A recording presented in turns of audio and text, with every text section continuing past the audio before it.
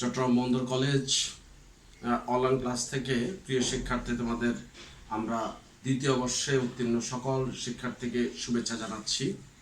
তোমরা যারা এরই মধ্যে সেকেন্ড ইয়ারে প্রমোশন পেয়েছো, তোমরা সবাই আবার নতুন করে পড়াশোনা শুরু করবে আশা করছি।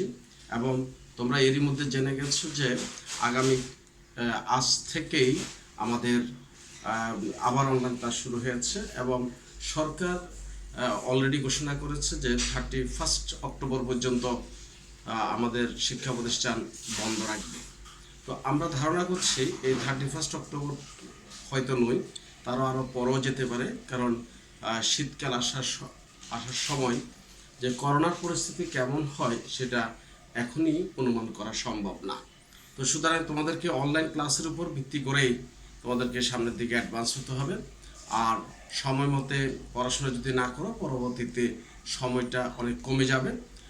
আর যেহেতু এখন সরাসরি ক্লাস হচ্ছে না, তোমাদের কষ্ট হবে আমরা জানি, কিন্তু এই মহামারীর মধ্যে এরকম কষ্ট করা ছাড়া আর কোনো উপায় নেই। তোমরা যারা এখন সেকেন্ড ইয়ারের কার্যক্রমগুলি শেষ করেছো বা যাদের 8 তারিখ পর্যন্ত কার্যক্রমগুলি শেষ করতে হবে, তারা দ্রুত কলেজের কার্যক্রমগুলি শেষ করে নিও। বাসায় বসে প্রতিদিনের মতো নিয়ম মাফিক আমরা যেরকম কলেজে আসলে ক্লাস করি, তোমরা বাসায় বসে বসে অনলাইনে ক্লাসগুলি করবে। আমরা পরীক্ষার আগে রিভিউ ক্লাস নিয়েছিলাম ফার্স্ট ইয়ারের উপর। এখন আমরা যথারীতি আবার সেকেন্ড ইয়ারের মানে দ্বিতীয় পত্রের জৈব যুগে যেখানে শেষ করেছিলাম ঠিক তারপরে শুরু করতে যাচ্ছি।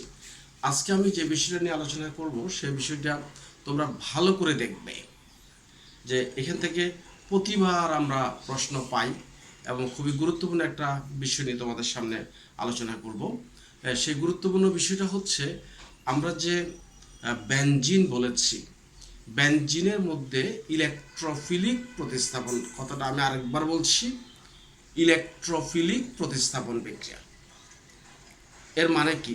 বেনজিনের মধ্যে তোমরা সবাই জানো যে কার্বন আছে 6টি, হাইড্রোজেনও 6টি। এই হাইড্রোজেনের এক বা একাধিক হাইড্রোজেন এক বা একাধিক ইলেকট্রোফাইল দ্বারা প্রতিস্থাপিত হয়ে নতুন যৌগ উৎপন্ন হওয়ার বিক্রিয়াকে আমরা ইলেকট্রোফিলিক প্রতিস্থাপন বিক্রিয়া বলেছি। তোমরা বোর্ডের দিকে খেয়াল করো যে আমরা বেনজিনের বেনজিনের ইলেকট্রোফিলিক প্রতিস্থাপন বিক্রিয়া। তোমরা এরই মধ্যে ইলেকট্রোফাইল কি ভালো করে জানো, এবং সেই ইলেকট্রোফাইল আমরা আশা করি যখন পড়াবো তখন তোমরা আবার বুঝতে পারবে। এই বেনজিনের ইলেকট্রোফিলিক প্রতিস্থাপন বিক্রিয়া আছে নাইট্রেশন, হ্যালোজেনেশন, সালফোনেশন এবং ফ্রিডেল ক্রাফট বিক্রিয়া। এই ফ্রিডেল ক্রাফট বিক্রিয়ার মধ্যে দুই জাতীয়, একটা হচ্ছে ফ্রিডেল ক্রাফট অ্যালকাইলেশন আর একটা হচ্ছে ফ্রিডেল ক্রাফট অ্যাসাইলেশন। এখানের মধ্যে সালফোনেশনটা অন্যদের তুলনায় একটু আলাদা, বাট বাকি সবগুলি আমি যদি তোমাকে বিক্রিয়াগুলি কিভাবে সংগঠিত হবে সেটা দেখানোর পর একটা ক্রিয়া কৌশল দেখাই, বাকি সবগুলি ক্রিয়া কৌশল তোমরা নিজেরা শিখতে পারবে। আমি আবার বলছি, এখানে আমি nitration, halogenation, sulphonation, Friedel Crafts alkylation, Friedel Crafts acylation, খেয়াল করো মূলত 1, 2, 3, 4টা বিক্রিয়া। আবার 4 নম্বর বিক্রিয়ার মধ্যে যেহেতু 2টা অংশ আছে, আমরা তাই বলে থাকি এই 5টা বিক্রিয়া। আর যারা এই 5টা বিক্রিয়ার মধ্যে ধরো কম পারতেছো, তারা প্রয়োজনে সালফোনেশনটা বাদ দিবে। তবে নাইট্রেশন এবং এই ফ্রিডেল ক্রাফট অ্যালকাইলেশন এবং অ্যাসাইলেশন এই বিক্রিয়াগুলি কোনোভাবেই বাদ দেওয়া যাবে না। তো আর আমি আশা করবো তোমরা সবগুলি করবে। এবার আসো বেনজিনের নাইট্রেশন বিক্রিয়াটা কেমন। আমরা যদি শুরু করি বেনজিনের, তোমরা খেয়াল করো বেনজিনের নাইট্রেশন বিক্রিয়া। আমি যদি এই একটা বিক্রিয়া যদি আজকে তোমাদেরকে শিখাতে পারি ভালোভাবে, তাহলে অন্যগুলি বিক্রিয়া তোমরা নিজেরাই শিখে নিতে পারবে। এই বেনজিনের নাইট্রেশন বিক্রিয়া হচ্ছে, খেয়াল করো, আমি বেনজিন নিলাম বেনজিন। বেনজিনের প্রত্যেকটা কার্বনের সাথে একটা হাইড্রোজেন আছে, আমরা একটা হাইড্রোজেন দেখালাম, এই হাইড্রোজেনগুলি আমরা দেখালাম না। তারপর HONO2 কনসেন্ট্রেট। তোমরা একটু খেয়াল করো, HONO2 দ্যাট মিনস ক্ষারো নাইট্রিক অ্যাসিড। ক্ষারো নাইট্রিক অ্যাসিড, এই যে ক্ষারো নাইট্রিক অ্যাসিড এবং H2SO4 ক্ষারো সালফিউরিক অ্যাসিড। ক্ষারো নাইট্রিক অ্যাসিড এবং ক্ষারো সালফিউরিক অ্যাসিড। এরপর আমরা উত্তপ্ত করব। খেয়াল করতে হবে যে আমরা নাইট্রেশন বিক্রিয়ার জন্য বিকারক কি, এমন প্রশ্ন যদি তোমাকে করে থাকি, তুমি বলবে যে ক্ষারো নাইট্রিক অ্যাসিড ও ক্ষারো সালফিউরিক অ্যাসিডের মিশ্রণ। আশা করি তোমরা এটা মনে রাখতে পারবে। নাইট্রেশন বিক্রিয়ার বিকারক কি? নাইট্রেশন বিক্রিয়ার বিকারক হচ্ছে ক্ষারো নাইট্রিক অ্যাসিড ও ক্ষারো সালফিউরিক অ্যাসিডের মিশ্রণ। এখানে খেয়াল করো, আমরা সালফিউরিক অ্যাসিডটাকে এই জায়গায় দিলাম কারণ আছে, মূলত হচ্ছে এখানে নাইট্রিক অ্যাসিড, এবং সে নাইট্রিক অ্যাসিড যখন এর সাথে বিক্রিয়া করবে, একটু খেয়াল করো, ঠিক এইভাবে ভাঙবে এবং ভেঙে এই অংশটা প্লাস হবে, এই অংশটা মাইনাস হবে, আর এই অংশটা প্লাস হবে। তোমরা সবাই জানো যে একটা যৌগ ভেঙে যখন প্লাস এবং মাইনাস দুটো অংশ হয়, প্লাসটাকে আমরা ইলেকট্রোফাইল বলি আর মাইনাসটাকে আমরা নিউক্লিওফাইল বলি। এখন এই প্লাস অংশটুকু ঠিক এইখানে গিয়ে দেখো এই কার্বনে যুক্ত হতে যাবে, আর তখন হাইড্রোজেনটা বেরিয়ে যাবে। হাইড্রোজেনটা যখন বেরিয়ে যাবে, তখন সেখান থেকে কি উৎপন্ন হয় খেয়াল করো, হাইড্রোজেনের পরিবর্তে, আবারও বলছি, হাইড্রোজেনের পরিবর্তে নাইট্রোমূলক প্রবেশ করলো এবং সে হাইড্রোজেন প্লাসটা OH মাইনাসের সাথে এসে পানি উৎপন্ন হলো। আর এভাবে বেনজিন থেকে নাইট্রোবেনজিন, বেনজিন থেকে নাইট্রোবেনজিন উৎপন্ন হলো।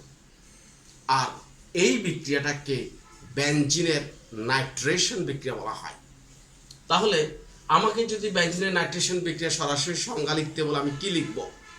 আমি লিখব বেনজিনকে ক্ষারো নাইট্রিক অ্যাসিড ও ক্ষারো সালফিউরিক অ্যাসিডের মিশ্রণের উপস্থিতিতে উত্তপ্ত করলে বেনজিন থেকে নাইট্রোবেনজিন উৎপন্ন হয়, আর এই বিক্রিয়াকে বেনজিনের নাইট্রেশন বিক্রিয়া বলা হয়। এখন এই নাইট্রেশন বিক্রিয়াতে তোমরা যখন লক্ষ্য করবে যে এখানে ইলেকট্রোফিলিক প্রতিস্থাপন বিক্রিয়া বলা হলো কেন, এই যে ইলেকট্রোফাইল নাইট্রোনিয়াম আয়ন এখানে বেনজিন চক্রে এসে হাইড্রোজেন প্লাস হিসেবে বের করে দিয়ে তার জায়গাটা দখল করে নতুন যৌগ উৎপন্ন করেছে, তাই একে আমরা ইলেকট্রোফিলিক প্রতিস্থাপন বিক্রিয়া বলেছি। এখন তোমাদের আরেকটা প্রশ্ন আসতে পারে যে স্যার এখানে ক্ষারো সালফিউরিক অ্যাসিডের কোনো ভূমিকা আমরা দেখলাম না। সত্যি তাই, আপাত দৃষ্টিতে আমাদের কাছে মনে হচ্ছে যে ক্ষারো সালফিউরিক অ্যাসিডের কোনো ভূমিকা নাই, কিন্তু আমরা যখন এর মেকানিজম দেখব তখন দেখব যে ক্ষারো সালফিউরিক অ্যাসিড এখানে কি কাজ করে।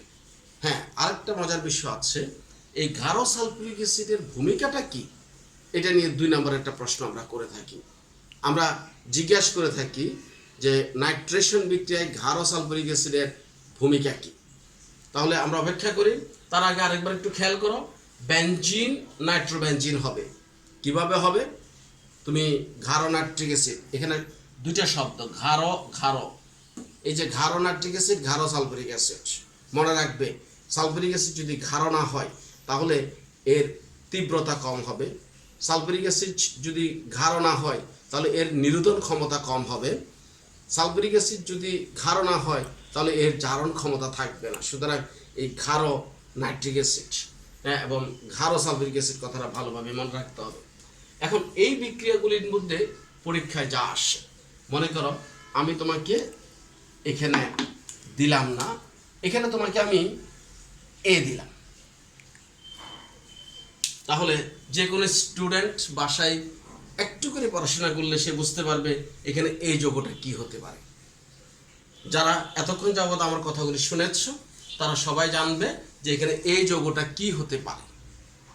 আর যারা এই যৌগটা কি হতে পারে তারা নিশ্চয়ই এরপরে প্রশ্নগুলি অ্যান্সার করার মতো সামর্থ্য অর্জন করবে। এবং এই বিক্রিয়ার জন্য আমরা মেকানিজম, ক্রিয়া কৌশল, মেকানিজম, আরেকবার বলছি মেকানিজম, বাংলাও আমরা বলে থাকি ময়কের মে ককার কা, মেকানিজম, নরসিকের বর্গীয় জম, অথচ শব্দটা ইংরেজি মেকানিজম। বাংলা হচ্ছে ক্রিয়া কৌশল। খুব খেয়াল করতে হবে, আমাদেরকে গুরুত্বপূর্ণভাবে প্রশ্ন করা হবে যে উদ্দীপকের যে বিক্রিয়াটা তোমরা দেখেছো তার মেকানিজম সহ লিখো, অর্থাৎ ক্রিয়া কৌশল লিখো। আসলে বিক্রিয়াটা কিভাবে হয়েছে আমরা তা লিখবো। এখন আমরা লিখব ক্রিয়া কৌশল। আমরা কিসের ক্রিয়া কৌশল লিখব? আমরা লিখব নাইট্রেশন বিক্রিয়ার ক্রিয়া কৌশল। এই মেকানিজম, দেখো মেকানিজম বানানটা কিরকম, কিন্তু এই শব্দটা একটু আমরা বাংলা লিখে থাকি। অনেকে এই বাংলাটা অভ্যস্ত না হলে পরীক্ষার খাতায় প্রবলেম হয়। ক্রিয়া কৌশল যদি মুখস্থ করে যাও, সাথে মেকানিজমটা মুখস্থ করবে। আর এই মেকানিজমটা যে নাইট্রেশন বিক্রিয়ার মেকানিজমটা 3টা ধাপে ঘটে। দেখো প্রথম ধাপে কি ঘটে? প্রথম ধাপে আমরা HO খুব ভালো করে খেয়াল করতে হবে, কনসেন্ট্রেট প্লাস HSO4H কনসেন্ট্রেট। এখন তোমরা একটু যদি খেয়াল করে দেখো তাহলে দেখবে HONO2 আসলে HNO3। আমরা মেকানিজমটা বোঝানোর জন্য যেরকম সুবিধা সেই সুবিধা অনুসারে করেছি। আমরা এটাকে এইভাবে ভাঙার কথা বলবো আর এটাকে এইভাবে ভাঙার কথা বলবো। খেয়াল করো যে এই ভাঙার মধ্যে এখানে মাইনাস, এখানে প্লাস, এখানে প্লাস আর এই জায়গায় মাইনাস। এখন এই NO2 প্লাস, দেখো NO2 প্লাস, এই NO2 প্লাস এর নাম হচ্ছে নাইট্রোনিয়াম আয়ন, প্লাস এখানে HSO4 minus, HSO4 minus, plus এখানকার H প্লাস এবং এখানকার OH মাইনাস মিলে পানি। আর এটা হচ্ছে তোমার ইলেকট্রোফাইল আর এটা হচ্ছে নিউক্লিওফাইল। তাহলে প্রথম ধাপের কাজটা আমরা বুঝে গেলাম। যে খেয়াল করো প্রথম ধাপে আমরা ইলেকট্রোফাইল এবং নিউক্লিওফাইল পেয়ে গেলাম। তোমরা এখানে লিখবে যে প্রথম ধাপে বিকারক নিজেদের মধ্যে বিক্রিয়া করে ইলেকট্রোফাইল এবং নিউক্লিওফাইল সৃষ্টি করে। তারপর আসো এই ইলেকট্রোফাইল সৃষ্টি করার পর স্বাভাবিক কারণেই দ্বিতীয় ধাপে যাবে। এবং দ্বিতীয় ধাপটা যদি তোমরা একটু খেয়াল করো, দ্বিতীয় ধাপ, এর দ্বিতীয় ধাপে এই যে দেখো বেনজিন চক্রটা আছে, সেই বেনজিন চক্র এই ইলেকট্রোফাইলের প্রতি আকৃষ্ট হবে। এই যে এখানে যে তোমার একটা হাইড্রোজেন আছে, এখন এই নাইট্রোনিয়াম আয়নটা, নাইট্রোনিয়াম আয়নের এই যে বেনজিন চক্রের এই জায়গা থেকে ইলেকট্রন এসে এই নাইট্রোনিয়াম আয়নের প্রতি আকর্ষণ দেখাবে। অর্থাৎ বেনজিন চক্রের ভিতরে ইলেকট্রন আছে, সে ভিতরে ইলেকট্রন দিবে, তখন নাইট্রোনিয়াম আয়ন সেই ইলেকট্রনের প্রতি আকৃষ্ট হয়ে কি করবে, একটা নতুন অবস্থা সৃষ্টি হবে। সেটা অবস্থাটা হচ্ছে এখানে হাইড্রোজেন আছে, এখানে নতুন করে নাইট্রোনিয়াম আয়ন উৎপন্ন হবে।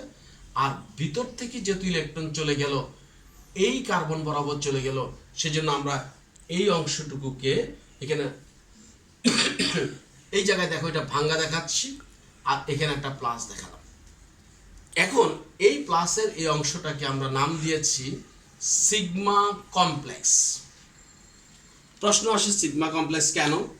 আমরা দেখো ভিতরের পাই ইলেকট্রন বাহিরে এসে নাইট্রো মূলকের সাথে কার্বনের একটা সিগমা বন্ধন গঠিত হলো এবং বেনজিন চক্রের ভিতরে যে সঞ্চারণশীল পাই ইলেকট্রন ছিল, সেই সঞ্চারণশীল পাই ইলেকট্রনগুলি এখন আর সঞ্চারিত অবস্থায় নাই, কারণ ওখানে 6টা ইলেকট্রন ছিল প্রতিনিয়ত ঘূর্ণায়মান অবস্থায়। সেই ঘূর্ণায়মান অবস্থায় ইলেকট্রনগুলি এখন নাই, কারণ 2টি ইলেকট্রন বাইরে চলে আসছে এবং সেখানে একটা সিগমা বন্ধন গঠন করেছে। তাই জটিলতা সিগমা বন্ধন সৃষ্টির জন্য কিসের ইলেকট্রন? পাই বন্ধন ইলেকট্রন, তাই নাম হয়েছে সিগমা কমপ্লেক্স। তারপরে দেখো তৃতীয়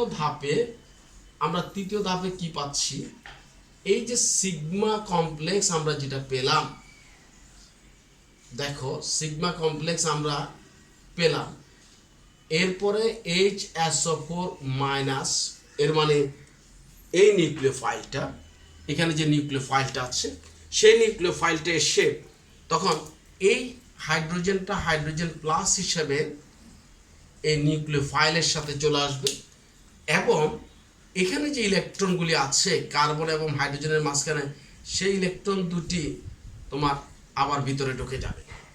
ভিতরে ঢুকে গেলে তাহলে দুটি ইলেকট্রন এই বন্ধনের জন্য বের হয়েছিল, কিন্তু হাইড্রোজেন চলে গিয়ে দুটি ইলেকট্রন আবার এদিক থেকে বন্ধনে এসে ঠিক এই জায়গায় এসে আবার জমা হলো। ফলে বেনজিন চক্রের মধ্যে যথারীতি যে 6টা ইলেকট্রন, সে 6টা ইলেকট্রন আমরা পেয়ে গেলাম। ফলে আমরা যথারীতি এভাবে যে একটা চক্র দেখাই সেটা দেখাতে পারবো, এবং হাইড্রোজেনের পরিবর্তে নাইট্রোমূলক হবে প্লাস H2SO4 পুনরায় উৎপন্ন হবে। তাহলে দেখো যে মোট কয়টা ধাপ, এখানে হচ্ছে প্রথম ধাপে ইলেকট্রোফাইল এবং নিউক্লিওফাইল সৃষ্টি হয়েছে, এটা ইলেকট্রোফাইল, এটা নিউক্লিওফাইল। দ্বিতীয় ধাপে ইলেকট্রোফাইলের আক্রমণে বেনজিন চক্র থেকে সিগমা কমপ্লেক্স উৎপন্ন হয়েছে, এ হলো দ্বিতীয় ধাপ। এবং তৃতীয় ধাপে এই সিগমা কমপ্লেক্স থেকে, দেখো সিগমা কমপ্লেক্স থেকে আমরা নতুন যৌগ পেয়ে গেলাম, নাম নাইট্রোবেনজিন। ঠিক এই বিক্রিয়াটা বাসায় যদি বারবার প্র্যাকটিস করো তাহলে halogenation, Friedel Crafts alkylation, Friedel Crafts acylation সবগুলি বিক্রিয়া তুমি পাবে। সালফোনেশনের মধ্যে একটা ধাপ বেশি আছে, সেটা আমি আগামী ক্লাসে দেখাবো। তো তোমরা এটা বাসায় প্র্যাকটিস করো, যারা এটা বাসায় প্র্যাকটিস করবে বাকি সবগুলোই পারবে। আমরা যে প্রশ্নটা বলেছিলাম যে সালফিউরিক অ্যাসিডের ভূমিকা কি, দেখো সালফিউরিক অ্যাসিডের শক্তি কিন্তু নাইট্রিক অ্যাসিডের শক্তির তুলনায় বেশি, তোমরা নিশ্চয়ই সবাই জানো। যদি আমি এখানে সালফিউরিক অ্যাসিড ব্যবহার না করতাম তাহলে নাইট্রিক অ্যাসিড এখানে বিকারক হিসেবে ব্যবহৃত হতো না, নাইট্রিক অ্যাসিড এখানে অ্যাসিড হিসেবে কাজ করার চেষ্টা করত। তাহলে এই যে নাইট্রোনিয়াম আয়ন উৎপন্ন করাটাই ছিল সালফিউরিক অ্যাসিডের প্রথম কাজ। সালফিউরিক অ্যাসিড, ক্ষার সালফিউরিক অ্যাসিড এই বিক্রিয়াতে ফার্স্ট কাজ নাইট্রিক অ্যাসিড থেকে নাইট্রোনিয়াম আয়ন উৎপন্ন করা। দ্বিতীয় একটা কাজ আছে, এই যে এখানে পানিটা উৎপন্ন হচ্ছে, খেয়াল করো পানি, এই পানি উৎপন্ন হলে বিকারক অংশের ঘনমাত্রা আস্তে আস্তে কমে যাবে, কিন্তু গাঢ় সালফিউরিক অ্যাসিড একটি শক্তিশালী নিরোধক পদার্থ। আরেকবার বলছি, নিরোধক পদার্থ। এই নিরোধক পদার্থ মানে হচ্ছে যারা পানি শোষণ করতে পারে, এই পানিটা শোষণ করবে। ফলে গাঢ় নাইট্রিক অ্যাসিড এবং গাঢ় সালফিউরিক অ্যাসিডের ঘনমাত্রা সবসময় একই রকম থাকবে, এটা লঘু হবে না, দ্যাট মিনস পাতলা হবে না, যার কারণে বিক্রিয়ার রেট অফ রিয়াকশন, গতিটা সবসময় আমরা সমান হারে পাবো। সুতরাং আমরা যখনই বিক্রিয়া করাবো তখন নাইট্রোবেনজিন আমরা সবসময় একই রকম পাবো।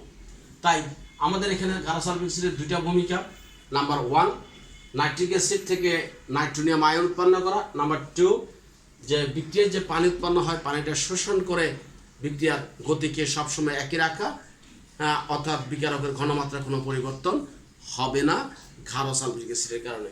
সুতরাং প্রিয় শিক্ষার্থী, আমি জানি যে জৈব যৌগে আমরা যতটুকু তোমাদেরকে পড়াতে চাই ততটুকু পড়াতে গেলেই তোমাদের জন্য অনেক বেশি কষ্ট হয়ে যাবে।